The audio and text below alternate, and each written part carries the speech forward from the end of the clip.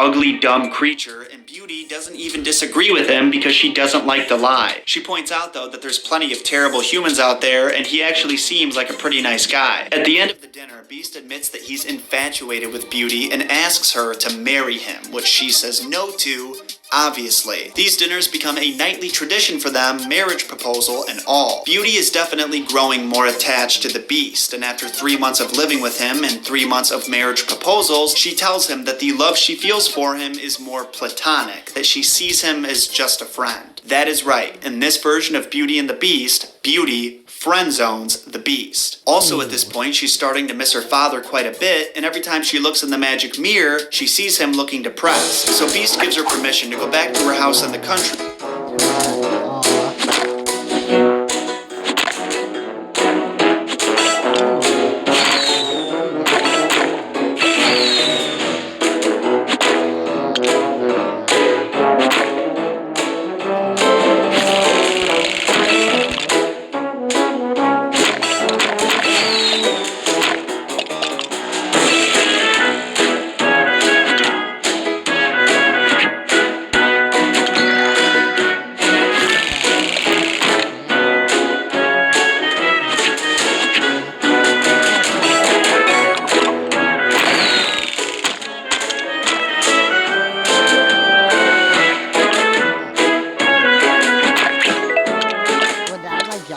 To get rid of that. I just done that for about a week, but he warned.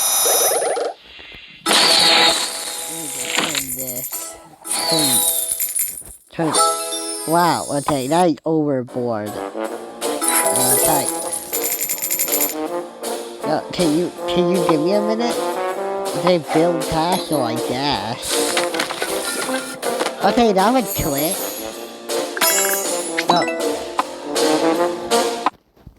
I'm sorry, I had to turn that off. That if she stays any longer than that, he's gonna die of a broken heart. He says when she's ready to come back to the palace, all she has to do is put her ring on the nightstand next to her bed, and when she wakes up, she'll be back in the castle. So at this point, you might be wondering where the antagonist in the story is. There's no Gaston, and Beauty and the Beast get along great from the very start. Beauty's trip home is where the antagonists reveal themselves in the form of her jealous sisters. See, what happened is, while Beauty was away, both sisters got married, but they weren't too happy with their husbands. When they saw Beauty in these fine clothes the Beast gave her and heard her talking about her dope apartment, they got even more jealous. They made a plan together to try and ruin the two's relationship. Wow. Since they knew from the very start all Beauty wanted was to get along with them, they smothered her in adoration. They spent as much time with her as possible throughout that week, and when it was time for Beauty to leave, they threw a fit and they convinced her to stay for an extra few days. Wow. On her 10th night home, Beauty had a dream about the Beast. She saw him dying of grief in the garden at the palace. She was so upset by that dream that she realized that if she cared that much about him, there must be more there than friendship. She decided she loved him, placed her ring on the nightstand, and when she woke up the next morning, she was back at the castle. She wanders around the castle looking for him, fearing the worst, and then just like in her dream, she finds him unconscious in the garden. She takes a pot of water from the canal and dumps it on his head to wake him up, confesses her love for him, and then asks him to marry her. I'm planning on proposing that exact same way. Take a pot of water, dump it on her head, say let's get married, and that's it. Boom. Business. Sealed deal. At the moment where she professes her love for him, similar to the movie, the castle starts glowing with gleaming lights. Fireworks start going off, and out of nowhere, the Beast that she fell in love with turns into a handsome prince. Also similar to the movie, the prince explains he was cursed by a wicked fairy to become the Beast until he could convince a beautiful virgin to marry him. Like I said, similar to the movie, not the exact same. They go in the palace together, hand in hand, to find Beauty's whole family waiting for them in the dining hall, along with the mysterious woman from Beauty's dreams who turns out to be a good fairy. The fairy praises Beauty for judging the Beast on virtue and not solely on intellect and appearance, and tells her that she's going to be a great queen. And then, and this is probably my favorite part, she turns to Beauty's sisters and calls them selfish and wicked to their very core. She curses them to a life as statues guarding the palace indefinitely, and until they can admit their own flaws, they'll be stuck in that form forever. And then Beauty and the Beast get married, become king and queen, and live happily ever after. And And that, my friends, is the original story of Beauty and the Beast. How'd you like it? Personally, I liked it a lot. It's not nearly as messed up as the stories we've covered in the past, but I like the parallels between the story and the movie, especially the mirror and the rose, and the library. Those are my 3 favorites. If you like this episode of Messed Up Origins, do me a favor and hit that like button. I bet you guys in the last episode that you couldn't get to 2,000 likes by the end of the week, and you blew me away by getting to 5,000 in just 48 hours, which is just insane. So I'm gonna raise the stakes this time. Let's see if you can get to 3,000 likes by the end of the week. If you end up surprising me again and get to, say, 5,000, well, maybe I'll surprise you and upload 2 Origin videos next week. Also, don't forget to subscribe for new content just like this every single week and turn notifications on so you don't miss anything I upload. And hit that share button to share this video easily on social media with your friends and family. And finally, if you have any suggestions for future episodes you want me to cover, you can comment them down below or send them to me on Twitter. Thank you all so much for watching. Until next time, my name is John Solo, and I'll see you soon.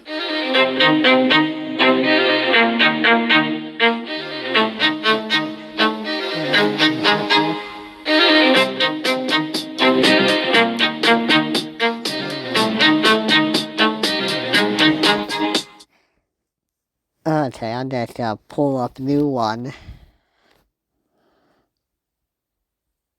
Uh-huh.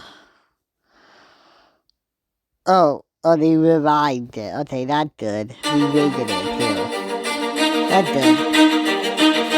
I wonder why. It's that time of year again, mere mortals. February, the month of love, romance, candy hearts, and going into some light credit card debt to prove your affection for someone has returned. Valentine's Day is coming up, and with that in mind, I want to explore the messed up origins of one of the most famous love stories ever told, Beauty and the Beast. That little teapot wasn't lying when she called it a tale as old as time. While the Disney movie may be the most famous example of this archetype in action, it was nowhere near the first. Humans have been telling stories about beautiful women and their beastly lovers for literally thousands of years, going all the way back to the ancient Greeks. And I've gotta tell ya, some of them are straight up disturbing. The stories I'm gonna share with you today will not only change the way you watch the Disney film forever, you'll gain a newfound appreciation for it, and the insane stories that inspired it. Before we dive in though, I want to share some really exciting news. We just dropped another new design over at meremortals.store. The beautiful shirt you see before you. You may have heard that Disney's first animated short, Steamboat Willie, recently entered the public domain. Well, since we've spent the past 6 years discussing how Disney takes these beloved and messed up fairy tales and cleans them up for modern audiences, I wanted to do the exact opposite with their most iconic character. So I reached out to my boy Kenjiro and we collaborated on this truly disgusting Steamboat Willie design as well as this putrid looking emblem, then slapped him on the comfiest t-shirts, sweatshirts, and hoodies we could find. If you want to snag one for your next trip to Disney World, or even the next Messed Up Origins episode drop, I put a link to meremortals.store in the description. And right A big problem I have with this is that I don't actually see him being in danger. Oh yes, I can get that. Can I get that? No, that's in my home. There's a team. And these are collection? What are they, cards? They have areas. Is there something special about the areas? I don't really because in all the ads you see this guy, Teen, whoever he is, I don't know who he is. We only see him in danger, but he's not in danger right now. He's just watching us play this super boring game of, well, I don't, what do you call this game? What is the category of this game? Puzzle game? He's just watching us play this super boring puzzle game. So why would he watch us? And why is he not in danger like the ads show? Because would it really be that hard to make a mechanic that has a little thing? Because how did you even make the animation if if you couldn't do it. So, like, okay, well, I won, but, like, it's disappointing. I'm gonna play it for, like, 40 minutes, but I'm not going to enjoy it, okay? Okay, maybe I'll get something special if I keep going. Now you can get 10% off the entire drop with promo code Public Domain. But now, without further ado, I present the messed up origins of Beauty and the Beast. Uh-huh. Use it.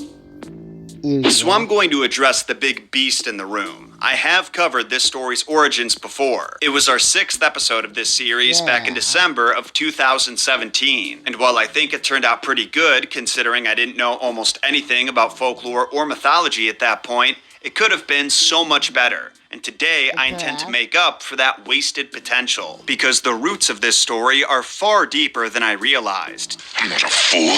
Disney's animated classic is a mix of 2 well-known fairy tales that share the same name. The first was a full 144-page novel by French author Gabrielle Suzanne Barbeau de Villanueva in 1740, and the second was a shortened version of that novel written by Marie Laprince de Beaumont in 1756. And listen, regarding their names, I think we can all agree these are some French-ass names, which means I have 2 options. Try and fail to say them in French, or say them correctly in American English. I know I'm going to get comments complaining about this, but I'm going the American English route, because that's the language I speak. When I first covered this story, I had only read Beaumont's version because I'd heard that Villanueva's story was extremely wordy and overly descriptive, as where Beaumont's was a fraction of the length and managed to tell effectively the exact same story. But this time I read Villanueva's original variant cover to cover, and holy crap, does it add an insane amount of backstory. No exaggeration, the moment where the movie's credits roll and Beauty and the Beast live happily ever after is only 58% of the original. There's an entire third act that both Disney and Beaumont left out. There's no denying that third act is completely unnecessary, but the context that it adds to the story makes it a lot more interesting. Wow. And a little incesty.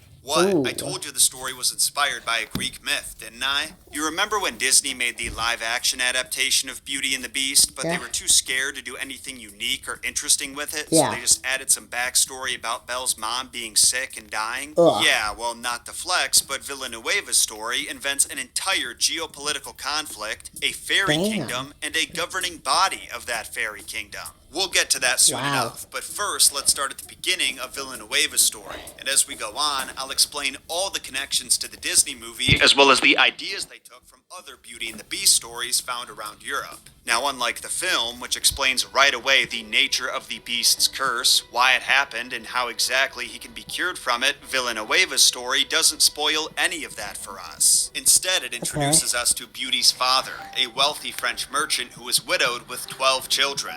6 boys and 6 girls. Every one of them is attractive, but the youngest daughter, called Beauty, is the epitome of perfection. She's also the only one of her sisters who isn't a materialistic socialite. Just like the movie, she's kind of a book nerd, and similar to Belle, whose name is French for beauty, the community sees her as a bit of an oddball. Do you think I'm odd? Odd? Where would you get an idea like that? But that doesn't stop the local bachelors from proposing to her on a daily basis, something her sisters are infinitely jealous of. Belle doesn't have sisters, obviously, but that's probably the only way she's different from Villanueva's Beauty. At this point in their lives, Beauty's family had spent their entire existence at the height of luxury, but they're soon struck by terrible misfortune when their home burns to the ground and their father's shipping vessels are all hijacked by pirates or lost at sea.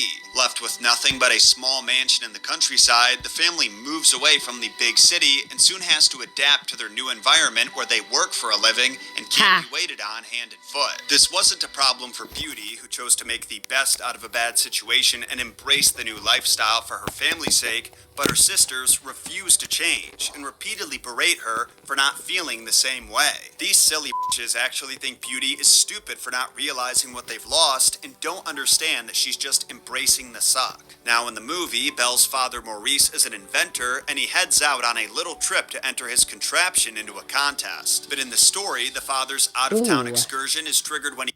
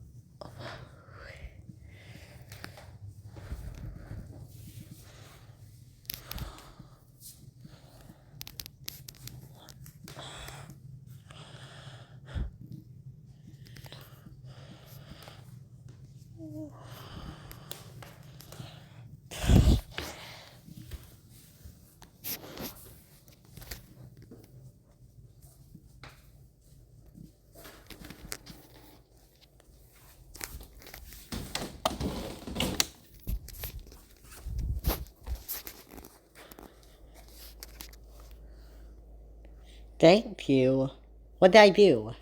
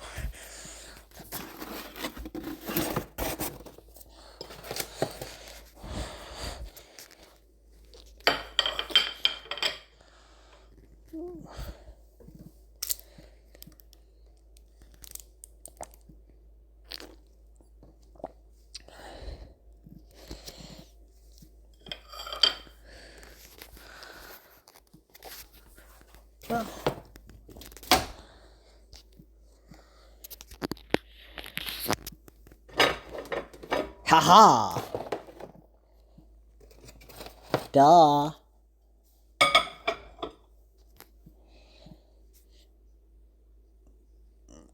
I haven't moved.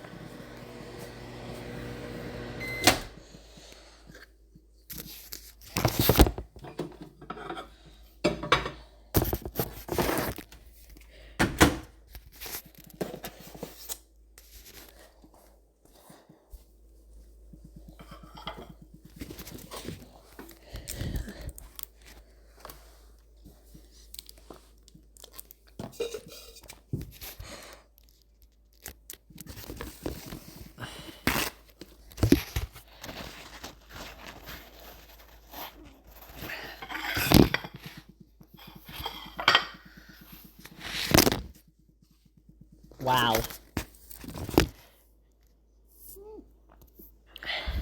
A yacht.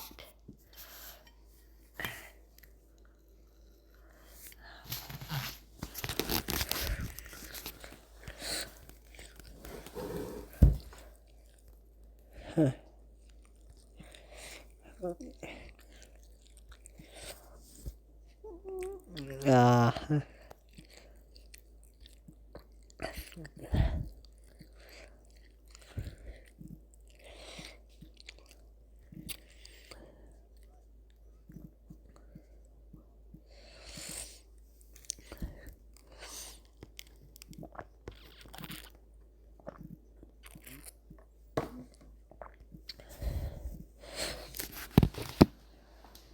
anything you want.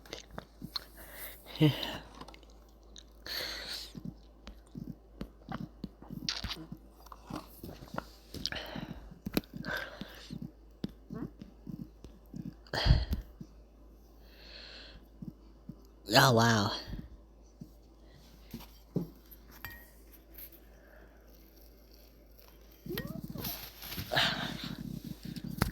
Wow.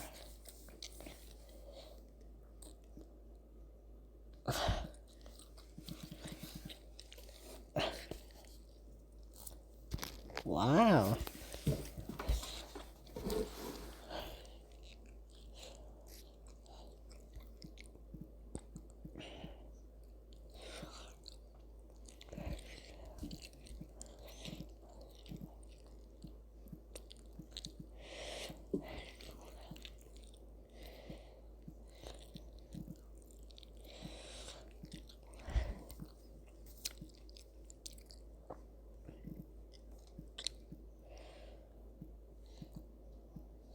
Wow, in the original story of Beauty and the Beast is just an idiot, right?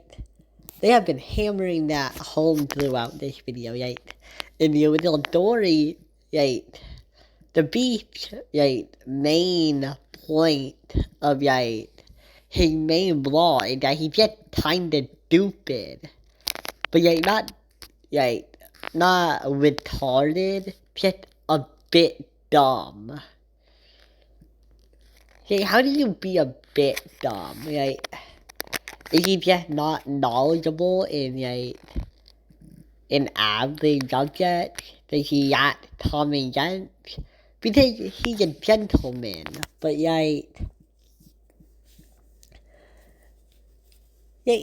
how can he be dumb, right? Does he, like, ask stupid questions? Yeah, I don't know. I would like to know, like, in what manner is he considered sorta unintelligent, right?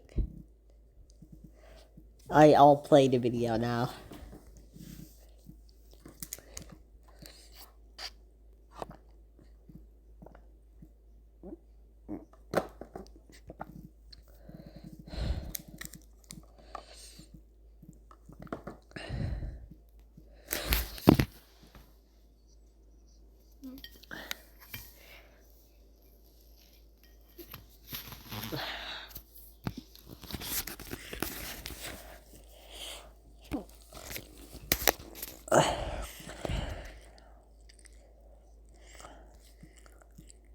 Ooh.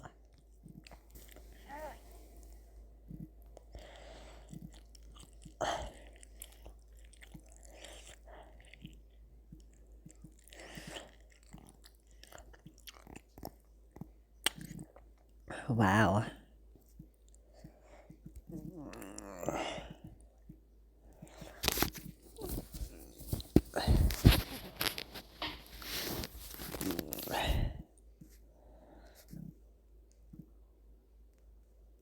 Huh.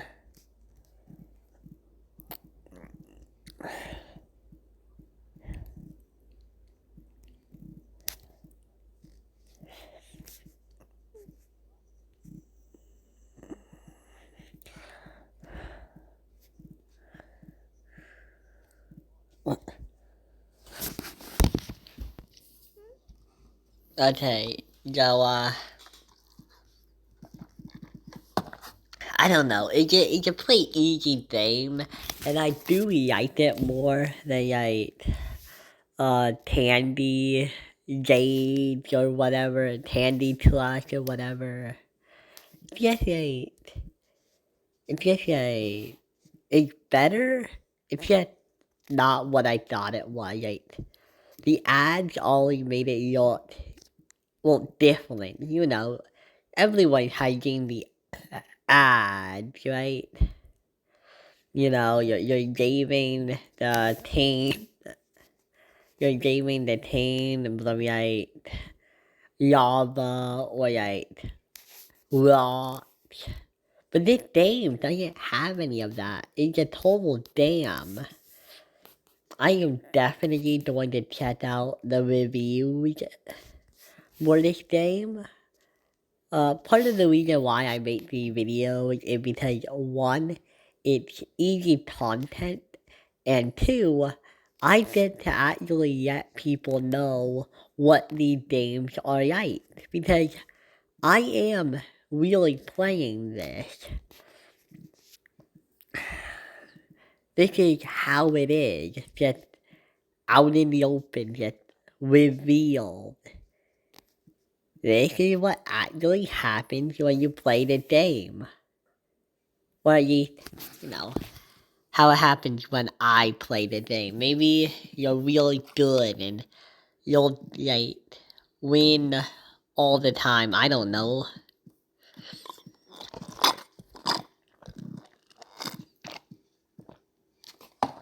So, yeah. Anyway, that's all I have to say. I'm gonna play with, like, 20 more minutes.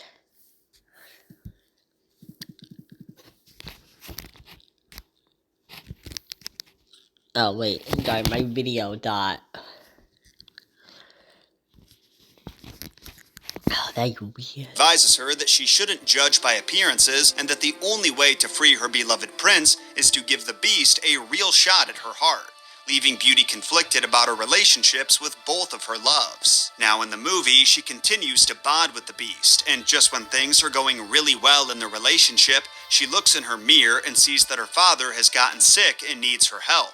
So she requests permission from the beast to visit him, and he lets her go free. Something similar happens in Villanueva's book as well, but it's not triggered by Beauty looking in the mirror. Instead, she simply misses her family, and Beast allows her to leave for a few months. Wow. Kind of like Hades does with Persephone. Now, when Beauty returns home, you would think that her sisters would be delighted to see that she hasn't been torn to pieces by a monster, but they weren't. Her brothers and father were ecstatic, even crying tears of joy, but her sisters... Okay, yeah, it works now. I'm going on.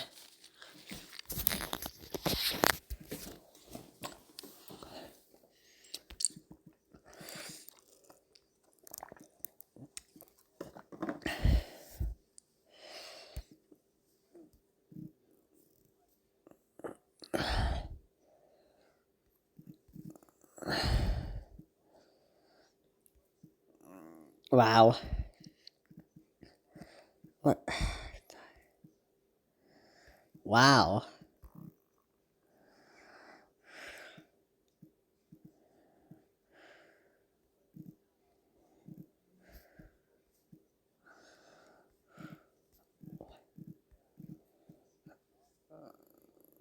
Ooh. I don't. Huh.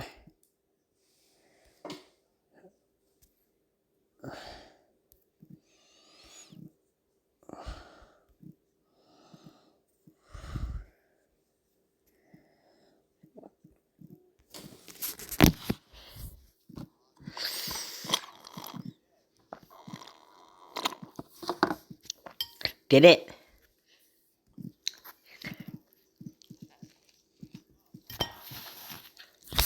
Wow.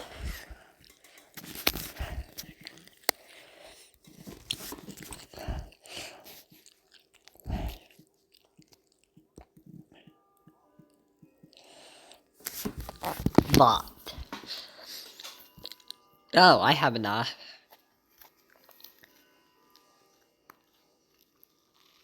Ugh. Uh-huh.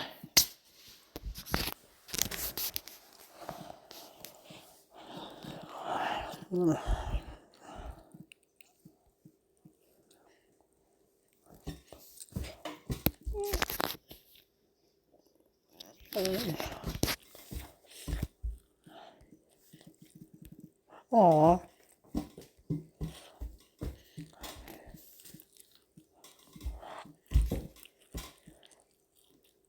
Ooh.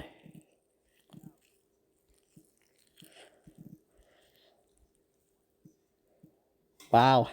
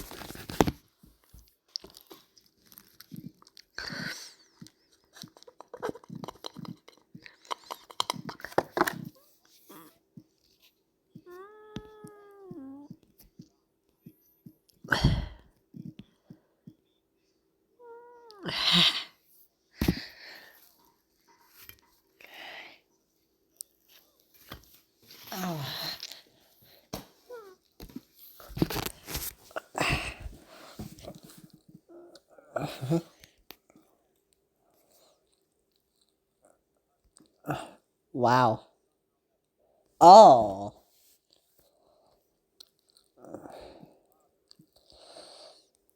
Oh.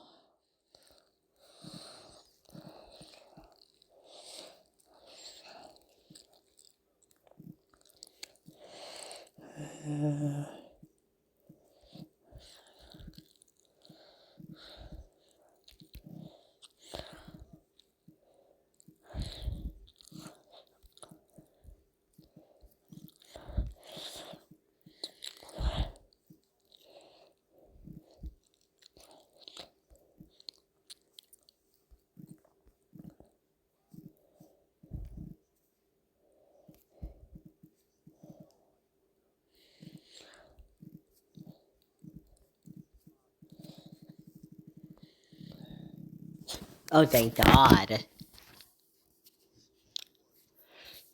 Give me a minute. Mm.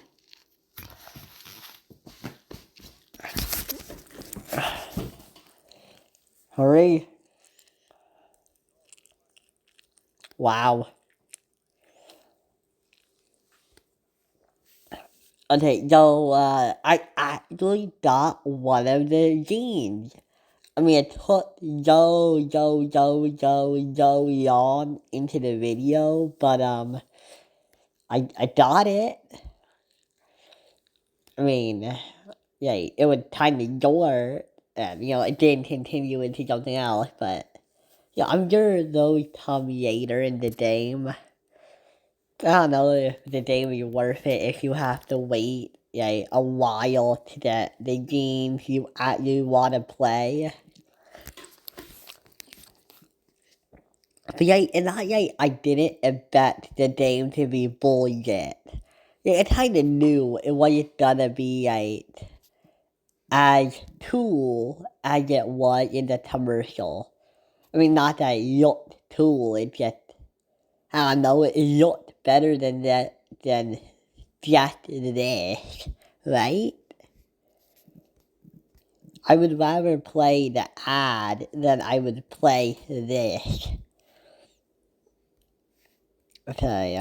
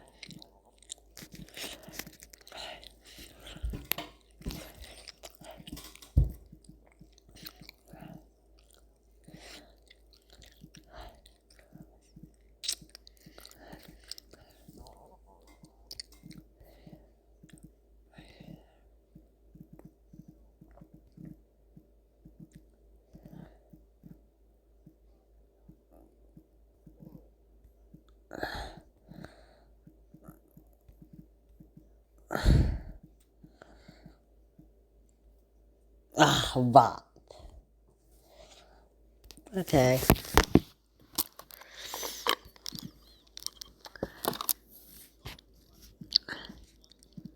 What the bot?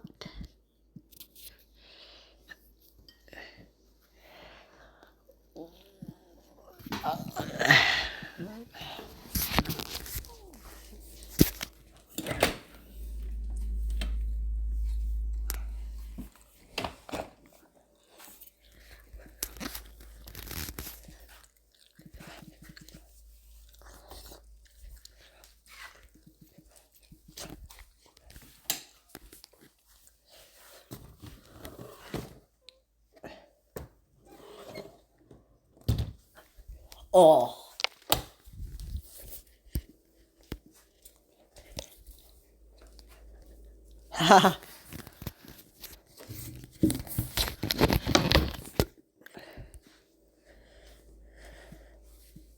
Wow.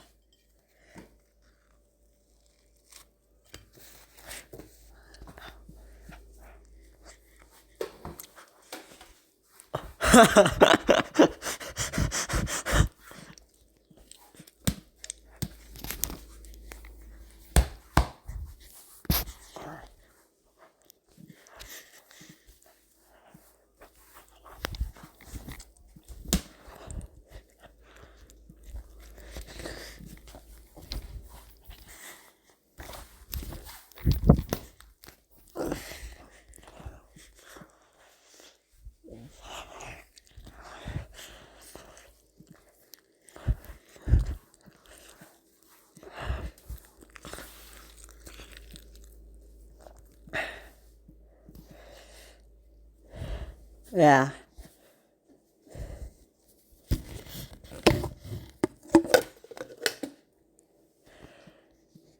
Oh man.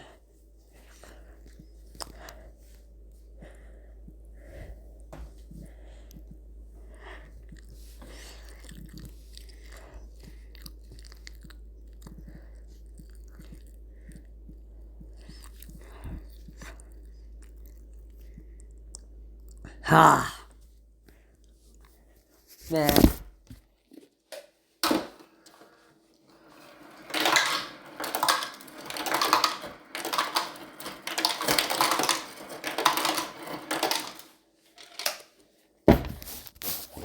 Yeah.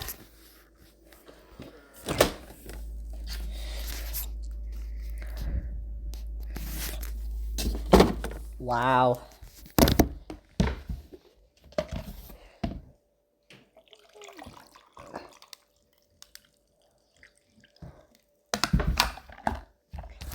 Dirt.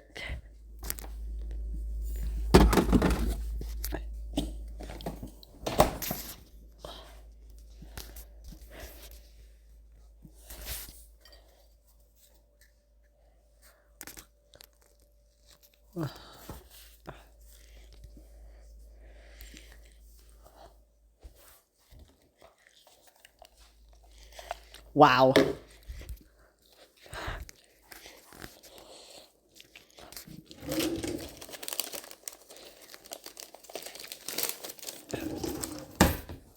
Okay, yeah, I think I'm done with this game. I don't know, it's okay, but I'm eating and, they're just kind of boring and I have a video, yeah, that's it. I only reached 40 minutes, so yeah, it was okay. So yeah, I think that's going to be it. And, bye, guys.